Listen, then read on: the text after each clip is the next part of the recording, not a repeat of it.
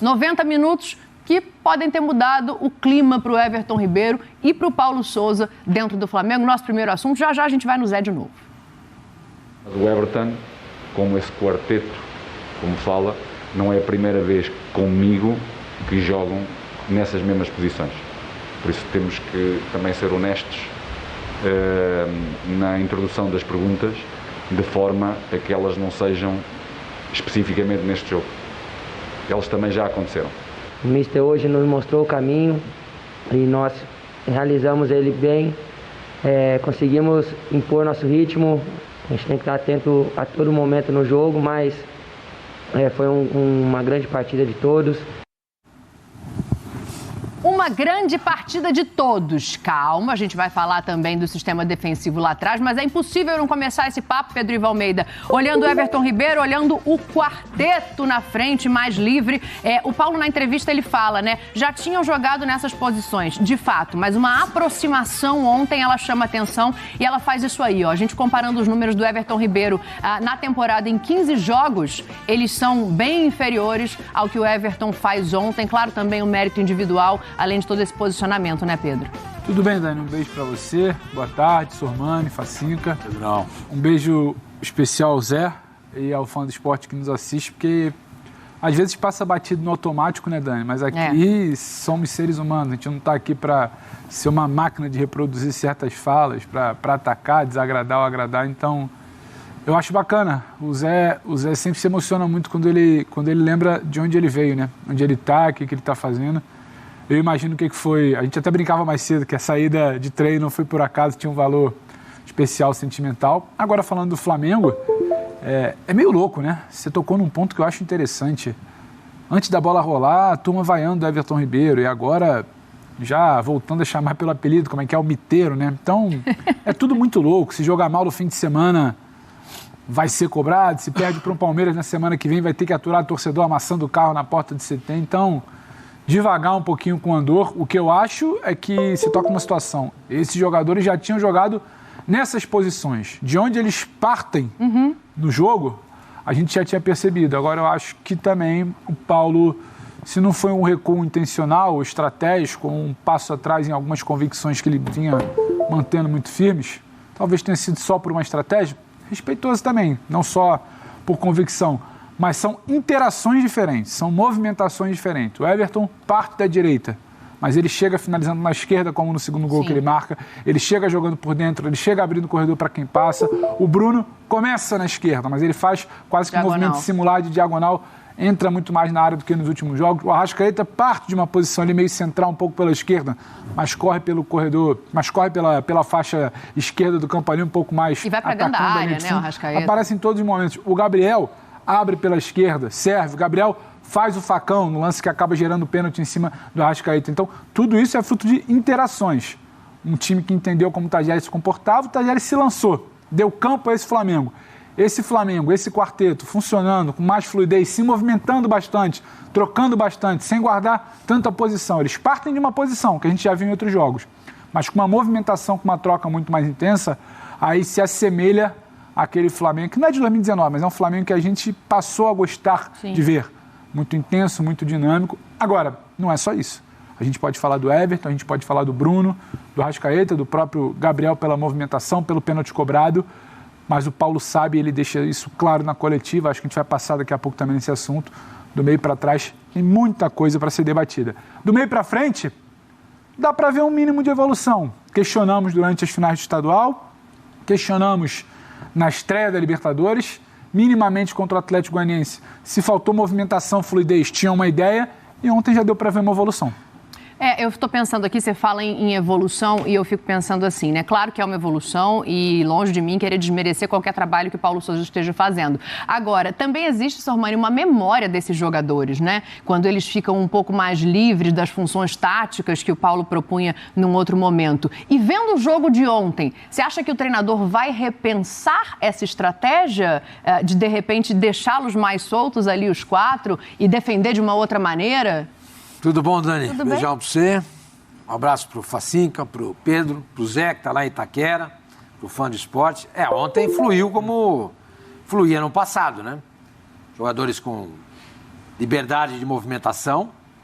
E o resultado disso foi um jogo consistente. O Flamengo é exceção no finalzinho do primeiro tempo, que toma aquele gol, depois começa o segundo tempo um pouquinho preocupado em não tomar um empate, mas aí as coisas foram se ajeitando e o Flamengo tomou conta do jogo de novo e fez o terceiro gol e venceu a partida com tranquilidade. Era o adversário mais difícil do grupo, hein? É o Talleres, é um time argentino, é sempre complicado, eles sabem jogar fora de casa, mas o Flamengo não deu chance para o Talleres gostar do jogo. Agora, foi um jogo, né? Precisa ver o que vem pela frente. O que vai acontecer contra o São Paulo domingo? É isso que nós precisamos saber. Qual vai ser a postura do time? Como o time vai se movimentar? Entendeu? Eu ainda acho, já falei aqui, eu disse isso já desde o começo, eu acho que o Arrascaeta podia ser um pouquinho mais rápido, mas não é a característica dele. Entendeu? A movimentação, a corrida dele é a corrida de perninha curta, entendeu?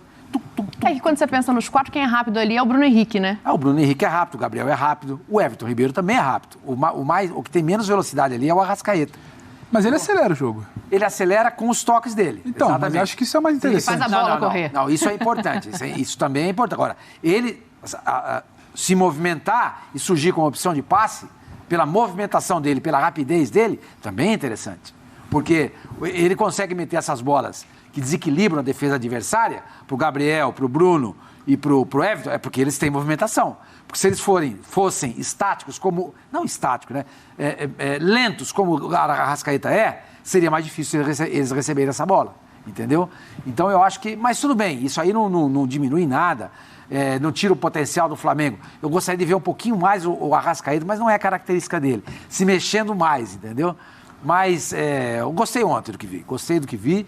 Agora precisa ter evolução, porque não adianta nada jogar bem um jogo, aí o outro joga mal, outro joga mais ou menos, joga bem, joga mal, mais ou menos, joga mal, bem, fica naquela ciclotimia que não te leva em lugar nenhum. Você precisa de um padrão, de uma linha de atuação, para que você consiga, pelo menos, ambicionar campeonatos importantes, né? Como é o caso da Libertadores.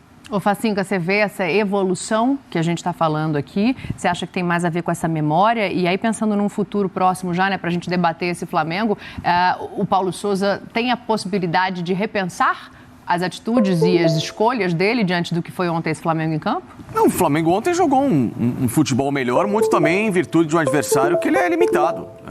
O Talleres é uma equipe que hoje ela é a penúltima colocada do grupo dela no Campeonato Argentino, foi completamente desmontado da temporada passada para cá, em que justamente conseguiu estar nas primeiras colocações com o Cacique Medina, que hoje é o técnico do Inter, para se qualificar a Libertadores. E é um time em completa reconstrução, né, com atletas de baixíssima produtividade. Ontem, por exemplo, nenhum deles entendeu essa movimentação básica que o Flamengo fez. O Flamengo não fez nada de outro mundo ontem. Ele jogou um futebol simples, objetivo, contra um adversário em que é muito limitado. Então... Você está comprando uma briga que você não percebeu ainda. Que briga? Cara de raiva da Dani. Eu não, eu quero entender o que ele está falando. É um time argentino, mas de fato... Pelo que eu entendi, na é só porque o adversário era fraco. Então. Mas você não viu nenhuma evolução? É só porque o adversário era fraco? A melhora é a simplicidade que o Flamengo jogou em campo. Parou de tentar movimentações que eram fora daquilo que é o padrão que esse time está acostumado. Dentro também de uma ideia ainda do Paulo, de buscar um time com mais amplitude, com mais velocidade e mais solto em relação à intermediária. Tem defeitos ainda de muitos de marcação, isso a gente vai falar a respeito de outro assunto, mas ontem se viu um pouquinho mais de proatividade. Nessa história do Arrascaeta talento, eu discordo, Sormani. Para mim, o Arrascaeta é o jogador que mais se movimenta no meio campo do Flamengo, tanto é que essa movimentação dele e essa, sintonia que ele tem com a bola nos pés, por que os adversários não conseguem marcar ele muitas vezes? Porque ele é um cara que ele entra em espaços, ele é muito inteligente para atacar. O cara não precisa ficar correndo desordenado o jogo todo, mas ele ataca o espaço de uma forma muito inteligente, que ele consegue receber essa bola e distribuir na condição dos caras ali à frente.